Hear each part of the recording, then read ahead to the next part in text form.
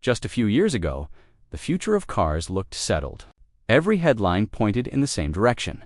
Every major automaker was pouring billions into batteries. Every commercial promised a world where gasoline engines would become relics of the past. Tesla was expanding at breathtaking speed. BYD was breaking sales records. Governments were setting deadlines for the end of traditional engines. It seemed like the entire industry had already chosen its winner. Then something strange happened. A company that wasn't leading the electric race suddenly grabbed the attention of engineers, investors, and competitors around the world.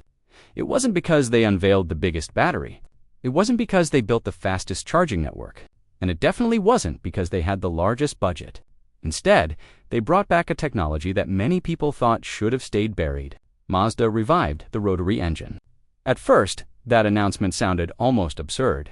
Bringing back an engine from the past while the entire world was chasing an electric future. Felt like showing up to a smartphone convention with a flip phone. Most people assumed it was a nostalgic experiment, a marketing stunt, a final tribute to a piece of automotive history.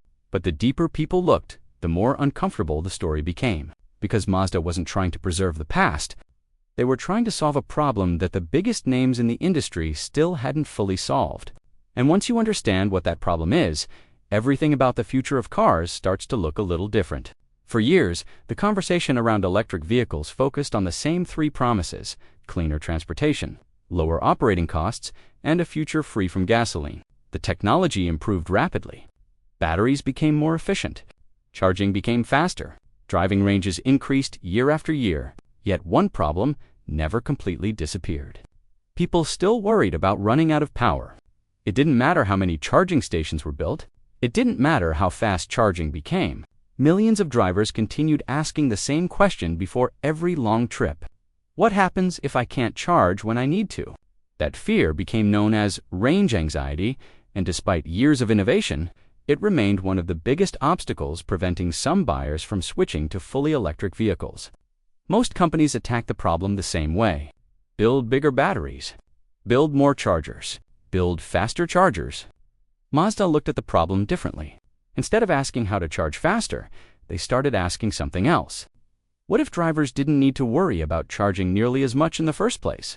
That question led them back to a technology that had defined part of the company's identity decades earlier. To understand why that matters, you have to understand something about Mazda. Unlike many automakers, Mazda has spent much of its history doing the opposite of what everyone expected. When competitors followed safe engineering paths, Mazda often took risks. Sometimes those risks paid off. Sometimes they didn't. But they helped create a reputation that separated Mazda from much larger rivals. And no technology represented that spirit more than the rotary engine. Back in the 1960s, while most manufacturers focused on traditional piston engines, Mazda became obsessed with a radically different design. Instead of pistons moving up and down, the rotary engine used a spinning rotor to generate power. The result was fascinating. The engine was compact, lightweight, smooth, and unlike anything else on the road.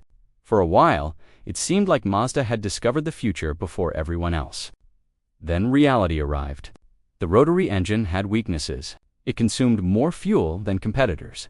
It generated significant heat. Long-term reliability became a concern.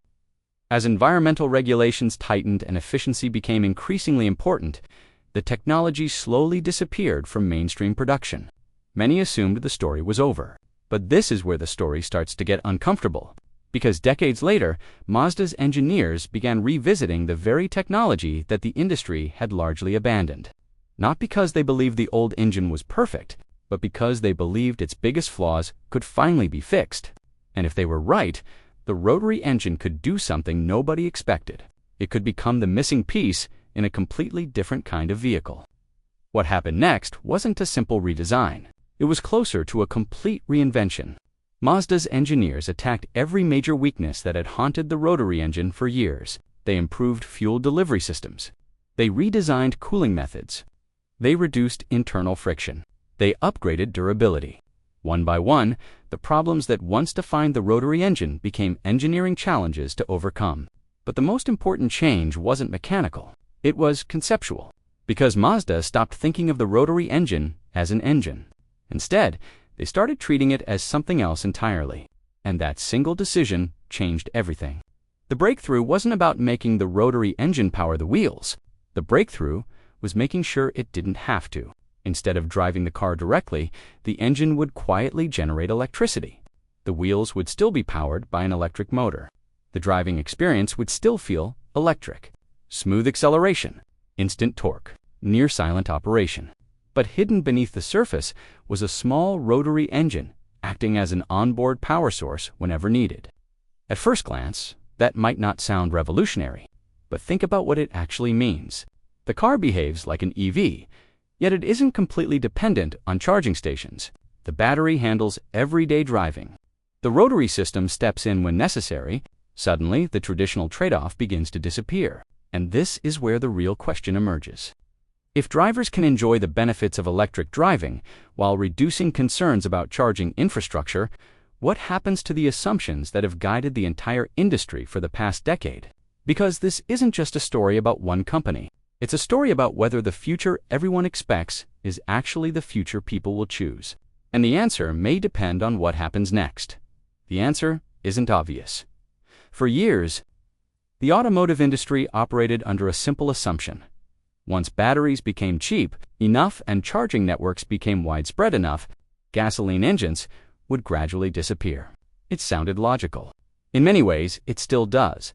But consumer behavior has a habit of refusing to follow neat predictions. People don't buy technology because it represents the future. They buy technology because it solves today's problems. And Mazda understood that better than most.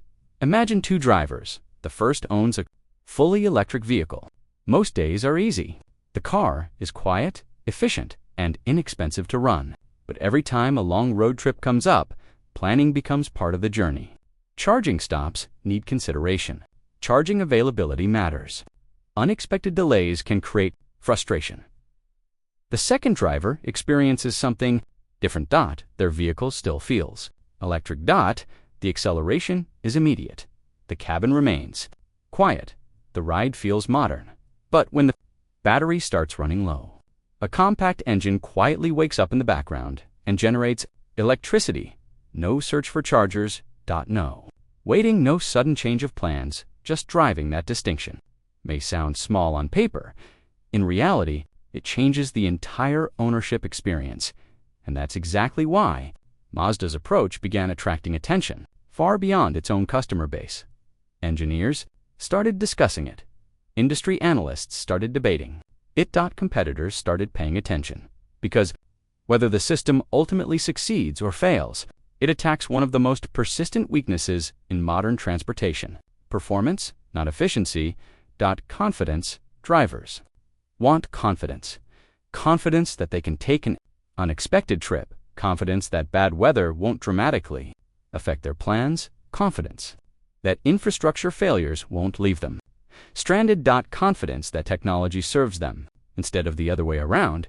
Mazda wasn't promising the fastest future. They were promising the least stressful one. And that message landed at a very interesting moment. Because despite the rapid growth of electric vehicles, cracks had started appearing in the narrative that adoption would be perfectly smooth everywhere in major cities. EV ownership often worked beautifully. Charging stations were accessible daily. Commutes were predictable. Infrastructure continued improving. But outside those environments, reality became more complicated.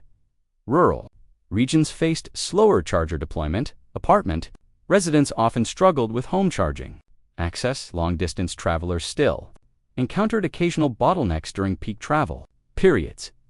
None of these problems were fatal, but they were real. And real problems create opportunities. Mazda saw those opportunities long before most people noticed them. Instead of competing directly against Tesla's charging network or BYD's battery production scale, Mazda chose a completely different battlefield. It focused on practicality. That distinction is more important than it sounds. Throughout history, disruptive products rarely win because they are technically superior in every category. They eliminate friction. Streaming services didn't succeed because they produced